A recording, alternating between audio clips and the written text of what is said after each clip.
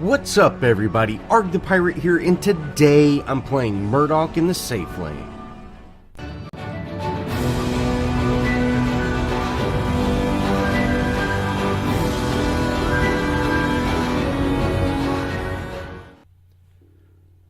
As always, let's go over the deck. I have Quick Exit, Fast Travel, Duelist, Multi-Shot, Critical Hits, and Auto Health Potion. Now for the cards, I have Living Guardian, Cull the Weak, Vampiric Blade, Swamp Stalker, Nitro Boost, Sand Speeder, Pressure Hunter, Heavy Hitter, Guard Piercer, Shatter Golem, Demolitionist, and Nuke Blood Mutant. So of course this is a Murdock Death and Chaos build, and it's focused around that Vampiric Blade, where my first deck build with Safe Lane Twin Blast was orders kind of focused on that Sacred Alchemy. So those are your two sustain cards. Now I don't play with the Lifesteal Gem, I go with the Multi-Shot, and so I am getting 10% lifesteal as well as having that, 3 seconds of basically invincibility. And I actually show that off here, one of the kind of right when the game ends. I am actually able to show that off, and I still end up going down, but I had a Kalari and a Seraph just, teeing off on me, and their Seraph had her ult popped. If my team would have just aided me in any kind of way, there would have been no chance for them to survive that. So I don't know, I'm kind of torn between, do I like the Vampiric Blade or the Sacred Alchemy, but the one thing I am 100% sure on is Murdock feels better than Twin Blast. Now Twin Blast was my highest ranked ADC. I really enjoyed his burst damage. His ultimate was very lacking, and whether you liked his first variation or his second variation better, I still thought both of them weren't very good. So, but his ultimate was never used to get kills. His ultimate was used to secure kills that are running away, just because it has that crazy long range. So, if they got away with just a sliver by using your grenades and they were just out of range and you couldn't catch up to them, hey, pull out Ventilate and blast them from 100 miles away. And it felt good. He had much better wave clear than most of the other ADCs. You could argue Sparrow had wave clear with her ultimate, but the Rain of Arrows does basically no damage at all, and it was really meant to get your stacks for your passive on anyways. So really, out of all the ranged ADCs, Twin Blast had the fastest wave clear, and he just synced up very well with me. But now Murdock is, he's definitely my new favorite. Hot Pursuit feels like it's actually doing something. And now I can understand. I was always going, why did they do this rework? Hot Pursuit is just hot garbage. But no, it actually feels like it's working, especially with the Relentless Pursuit gem. You can feel that, like, hey, you're, shooting this guy in his back and he can't run away from you. And you're actually closing the distance on him. And it feels good. As far as his other kid, he really just shoots his gun. Sure, he's got that bonus shot every once in a while that's got a little poke damage on it. But I feel that since the attack speed is so much faster and you're not doing near as much damage as you used to, that one shot is so much harder to hit, because you have to quit shooting and aim where you want it and then shoot and then go back to what you're hitting. And in that amount of time, you used to be able to do that no problem because your attack speed was just really, really slow with Murdock. But now your attack speed's so much faster and your damage is so much less that you need to get those last hits, and you need to be focused on last hits. Of course, with Call the Week, it's much easier, but I don't feel that, I forget the name of the Wonder Bullet, I don't feel that it has as much impact as it used to. Now, his laser, long arm of the law feels just like it always has. It's a laser beam, who doesn't like laser beams? And buckshot, I like the traps. I like having the traps where you can knock people into the traps and just tee off on them. I always thought that was really fun, and it kind of made some interesting gameplay. I haven't really got used to the buckshot, but you're Murdock. You don't use your buckshot all that much, and if you are using it just to clear waves or, all the time, you're not going to have it off cooldown when you need it, or you're going to be out of mana when you need it. So I really find myself just shooting my gun most of the time, which is what he's meant for, and it feels good. It feels a lot better than Twin Blast for me personally. Now, I've been solo for most of this match, or so far with most of this match. Our Aurora, I believe she DC'd at the very beginning, and then came back for about a minute, and then DC'd again, and then she finally came back, and we actually end up making some really good plays together. Now, the beginning game, I've got Destructionist, I've got my Living Guardian, and Call the Week, and I've really liked this combination. Living Guardian, I think that is just an amazing card, and if you're playing a Fury hero, I think going Living Guardian, pretty much no matter who you have, is a really good option. And, it just feels like a solid ability, giving you that armor and everything like that. Now, we end up heading back to mid, and we kind of push them out. Our Countess is... We have a Richter jungler right now, and he's not jungling all that much, and we've got a Countess mid lane, and she's jungling a lot more. So we've kind of got a dysfunctional team a little bit, but we are still able to do fairly decent work, and, we're doing very well for having just this miscommunication team. And... like I said, the Murdock feels very good to me now. I've out of all the ADCs I've played, I've tried Sparrow out.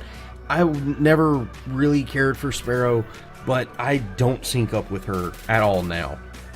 I think late game, if you actually make it to that late game, it might be good, but I don't make it all that far. I very seldom get to pick up every single card that I want, and I just don't really I don't feel Sparrow has that much of an impact, because team fights have gone away.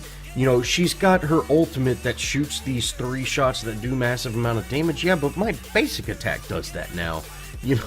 Like, I don't know, I think she does an insane amount of damage, but yeah, I kind of feel that my basic attacks hit about as hard as her ultimate does, and, my basic attacks are doing, yeah, when that's the case, I don't really feel that I have as much impact with her. Now, we kind of get into a fight here in the Raptor Pit, and I really want to get this Seraph down, but, rip aim, and she ends up getting away. Now, Kallari... I switched to Kallari off of Bellica because I realized, hey, we're not going to be able to get these guys down. I'm going to have to back out of here. And I really wish that things would have gone down differently, but we didn't. We had a very late rotation with our team, and I feel we could have made more of an impact than we did, but I'm still very weak. I don't have any power cards on, and so I'm not hitting all that hard yet. And as you saw, I hit that Seraph a handful of times with basic attack. Now, you almost couldn't even see her health going down. So I just need to keep getting farmed, get my power cards on, and hopefully we can make an impact, which I've got 5,000 gold sitting in the bank right now, and I really need to be able to do that.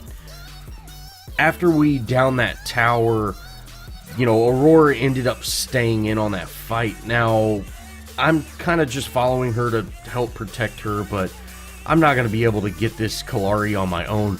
Luckily, our Richter showed up, so I'm like, okay, we'll be able to get this kill, and he goes invisible, or she goes invisible, and that was kind of it. I need to go ahead and back, spend my points, and actually, start putting on power where I can make some plays.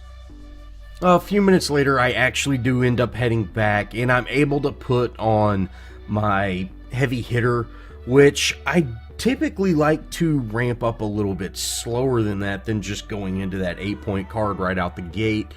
But I ended up having a lot of gold saved up to where I could just buy that card right away. Like I said, our Countess she's kind of been jungling, and our Richter's kind of been halfway off laning.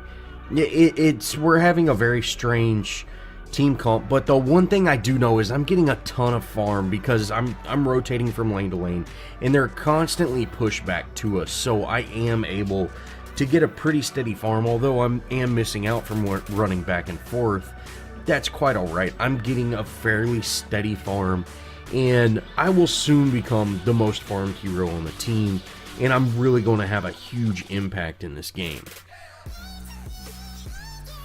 Now, it's been a few minutes. I've went from safe to mid, ended up clearing out a jungle camp at one point, and then back to safe. We had a 5-stack. Our whole jungle was 5-stack, so I was like, okay, I'm going to just take one so I can continue my farm. And I was really waiting for that safe lane to push back.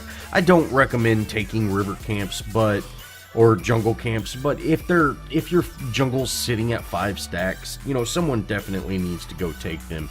Now I head back to mid, and I've got my full team here. That's why I ran through the choke point, because I knew that there weren't enemies or visible enemies anyways in the mid.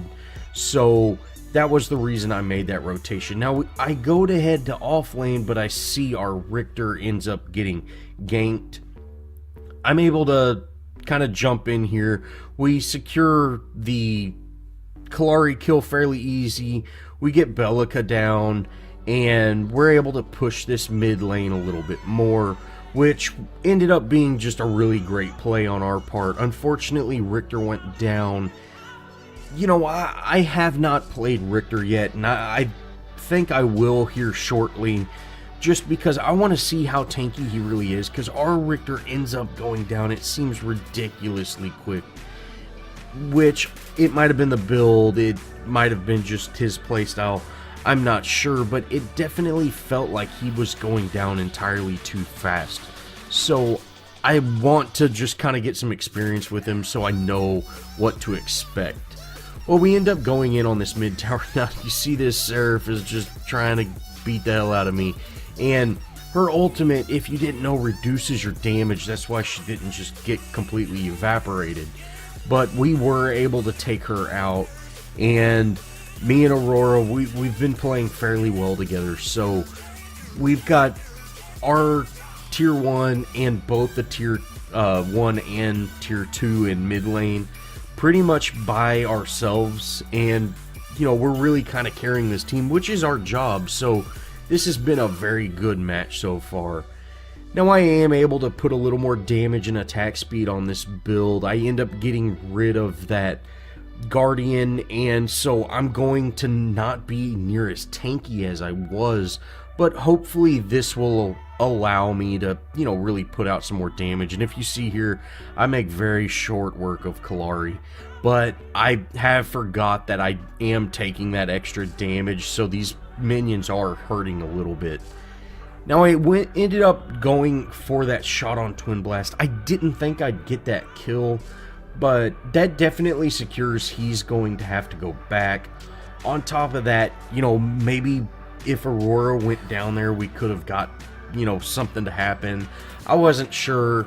I have not really been able to get a whole lot of snipes this match, just because there haven't been just an entire ton of half-dead heroes that, I'm kept vision on to where I can actually get the kill.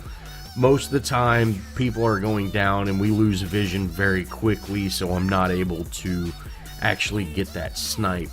But that's quite alright. I don't feel that was a waste. It definitely forced their ADC to have to back. So I'm happy with it. I wish I would have got the kill, but I wasn't quite able to.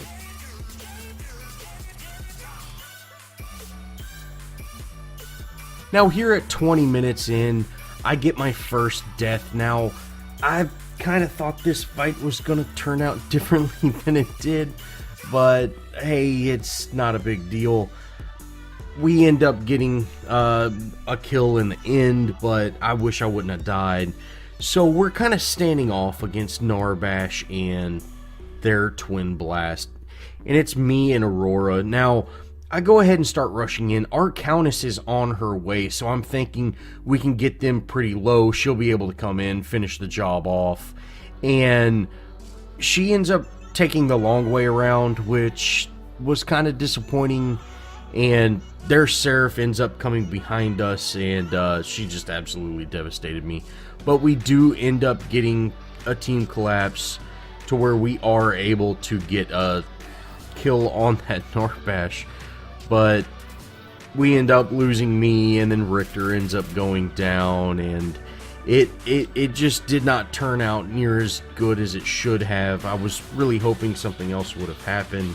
And our Aurora, even though she's been playing very well, me and her have been playing very well together, she didn't use her ultimate there, which kind of would have changed the fight as well. So we just had a little bit of a miscommunication, but the good thing is we are able to come back from this. Now we're making a pretty significant push down in mid lane.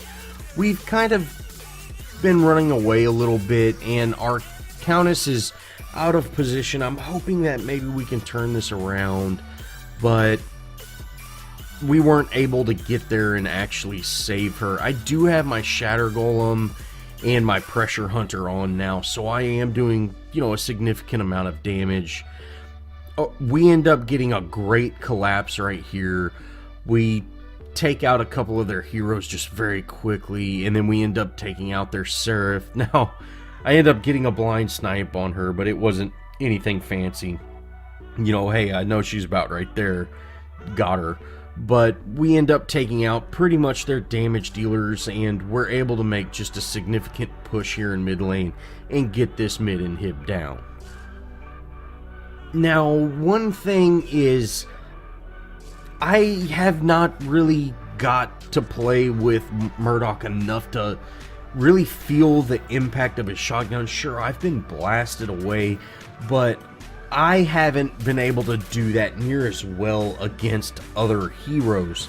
And I don't know if it's because I'm running when I use the shotgun or what, but I don't feel the knockback is impactful to me as it is whenever I'm getting hit with it. So that's just kind of a learning thing that I'm going to have to try and figure out. I need to play Murdock and get a little more comfortable with him, but I have done a fairly good job of,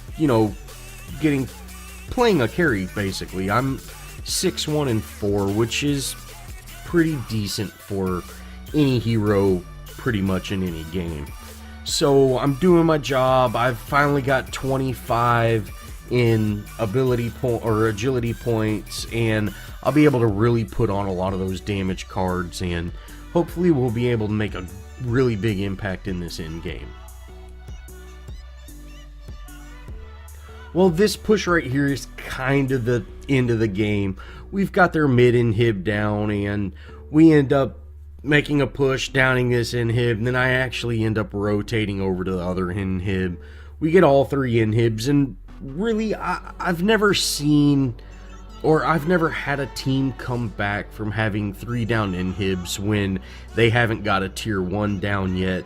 I mean, that really just says, we're out farming them, and we've really snowballed to the point, and we're 27 minutes in at this point, and we're able to just really crank out some damage. Now, this Kalari, she picked a really poor time to engage on me with this minion wave. I did waste my laser there. I don't want to talk about that. But she picked a very poor time to actually make that engagement, and she ends up getting away, but you know, hey, it's no big deal. We take down this inhib just fairly easy. Now I back up just a little bit to see if she would actually engage, but she didn't end up doing that, so I go ahead and head back towards the core to see if I can, you know, help out. We end up securing this Seraph. Now we're kind of in an unsafe position right now. I want to get out. You know, it's just really not smart to push when we know there's a Kallari still running around somewhere. We've got their inhib down. There's no reason to stick around. So I see our lanes being pushed on the off lane. I'm going to go ahead and head over there and just make sure that we secure that inhib. You know, I've always kind of thought getting down all 3 inhibs is not necessary, but if you can't really make a play for the core and you're about to down an inhib, you might as well just go ahead and go for it. Now, Kallari ended up trying to, you know, engaging with me. Anyways, we make very short work of her. Of course, Aurora ulted her, which, you know, might have been a little overkill, but that's quite alright. With that minion wave that we have, I think they would have turned on her and just absolutely destroyed her. But, you know, it is what it is. Now, this is going to be a great comparison, although I do have Prime in the next little clip, but it will kind of be a comparison. So this Seraph, she ends up, you know, coming in, she ults me, hits me a handful of times, and you see I just absolutely get demolished.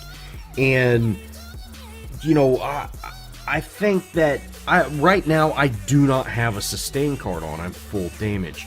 Now I'm going to go ahead and put on my Vampiric Blade, which is going to just add a ton of that lifesteal, and I'll kind of show you the difference in the next clip.